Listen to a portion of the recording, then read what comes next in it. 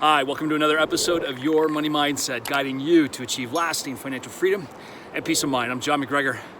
I'm out here on a beautiful mountain bike ride in Northern California, here in the Confluence. It's just absolutely gorgeous. Summer is almost here, or it's pretty much here.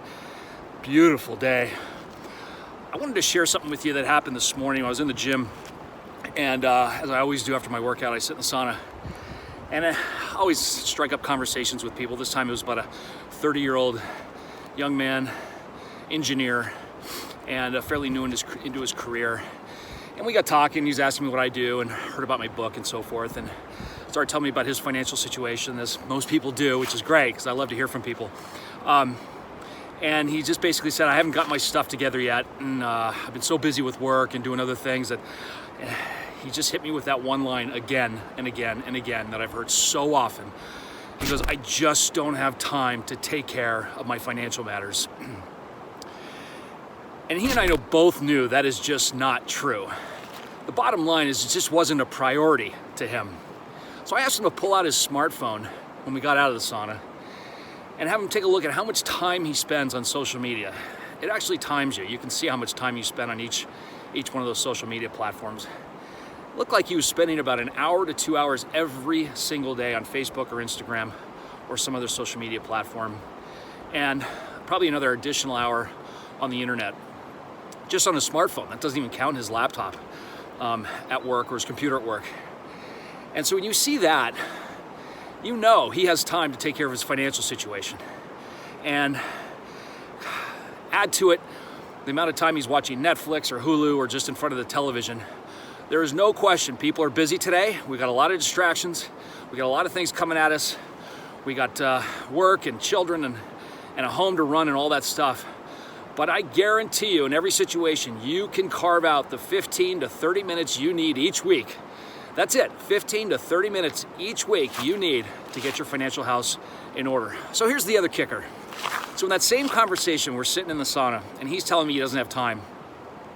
An old friend named Joe, I'd have to say he's in his late 60s, early 70s. And Joe chimes in, and he says, he goes, the reason I'm still working today, he's an assistant manager at a car parts store, is because he said early on to himself he didn't have time either. And he looked at the young guy and he said, you know what? The more you keep telling yourself that, the more you're going to be in my situation, working in your late 60s, early 70s, as I am. And it really just hit me. I was so glad Joe was there. I didn't know anything about Joe and that story of what he's doing.